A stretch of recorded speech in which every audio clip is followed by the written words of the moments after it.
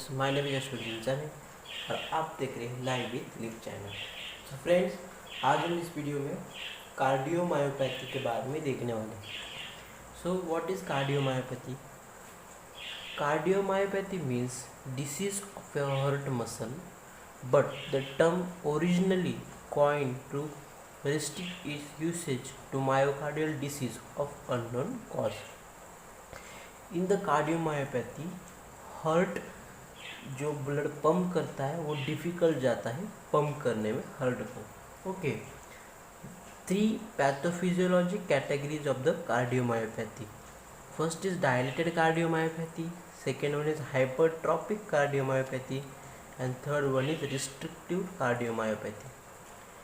सो हम देखेंगे first of all what is dilated cardiomyopathy. Gradually progressive cardiac failure along with dilation of all the 4 chambers of the heart। जो 4 chambers है heart के वो पूरे dilate हो जाते हैं, मीन साइज बढ़ जाती है उनकी। ओके, और कार्डियक फेलियर होने के चांसेस होते हैं। Occurs in more in adult and survival from onset to death is 5 years। ये होने के बाद 5 years तक सर्वाइवल रहता है उस पर्सन का। Then what is aetiology? First is viral myocarditis, coxsackie virus B से होता है ये।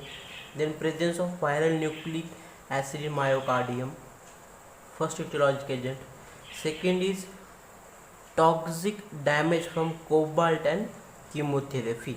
Okay, doxorubicin implicated in some cases। Third one is inherited mutation की वजह से हो सकता है। Fourth one is chronic alcoholism, beer drinker, myocarditis हम उसको बोलते हैं, myocardiosis. And fifth one is peripartum association, means poorly nourished woman develop the cardiomyopathy after the delivery. Okay, peripartum association में poorly nourished woman develop cardiomyopathy after the delivery. Okay, these are the 5th causes of a dilated cardiomyopathy। then हम देखेंगे morphological features of a dilated cardiomyopathy। Okay, heart enlarge हो जाता है, wait 1000 ग्राम हो जाता है, dilation of all 4 valves, globular appearance आता है हार्ट को, एंडोकार्डियम जो रहता है वो थिकेंड हो जाता है, एंडोकार्डियम गेट थिकन, ये देखो। Then mural thrombi found in the ventral and atria, ये जो म्यूरल थ्रोम्बॉय हमको दिख रहा है वो दिखाई देता है। अगर माइक्रोस्कोपिक अपीयरेंस के बारे में अपने देखने जाते हैं तो ventricular septum myocardial cell disorganize हो जाते हैं, hypertrophy and atrophy of a myocardial fibers, mononuclear inflammatory cell inflate. This is the diagram of a dilated cardiomyopathy with dilated laminas, mural thrombi and endocardium becomes thick. Then second one is hypertrophic cardiomyopathy. It is also called as Tier's diseases। asymmetrical hypertrophy भी इसको कहते हैं। 25 to 50 years के as में वो हो सकता है। asymptomatic but symptomatic by the physical activity। Generally hypertrophic cardiomyopathy asymptomatic रहता है, but after the physical activity means heavy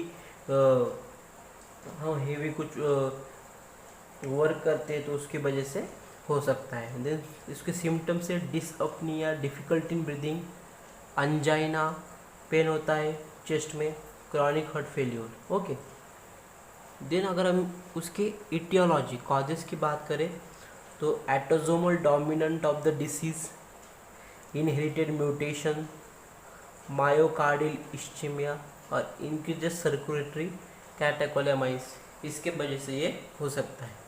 what is the morphological features of the hypertrophic cardiomyopathy? Cardiac enlargement, increases weight of the heart, hypertrophy of a myocardium and septal hypertrophy. Okay, यहाँ देख रहे हैं हम इनके बीच में का gap बड़ा है, so septal hypertrophy, hypertrophy of the myocardium. Microscopic appearance की बात देखने जाते हैं तो bundle of myocardial fibres irregularly arranged rather than parallel pattern and are separated by the interstitial fibrous tissue. Okay, this is the diagram. Then third one, restrictive cardiomyopathy. Restriction in ventricular filling due to reduced volume of the ventricle. Ventricle का volume reduce हो जाता है, सो अच्छे से ventricle की filling नहीं हो पाती, so there is a abnormal diastolic function हो जाता है. Okay, so this is the diagram of a restrictive cardiomyopathy in which thickened mural endocardium, ये जो एंडोकार्डियम देख रहे हैं हम थिकन्ड हो गया है, तो वेंट्रिकल की साइज स्मॉल हो गई, तो इसके वजह से क्या होगा, डायस्टोलिक का जो उसका फंक्शन है वो एबनॉर्मल हो जाएगा. Then restrictive cardiomyopathy include these entities: cardiac amyloidosis, endocardial fibroelastinosis, endomyocardial fibrosis, Loeffler syndromes, other form of the restrictive cardiomyopathy. Okay, so this is about the cardiomyopathy. If you like the video, subscribe my channel, press the bell icon. और अगर आपको कुछ doubt है तो please comment section में बताइए. Thank you friends.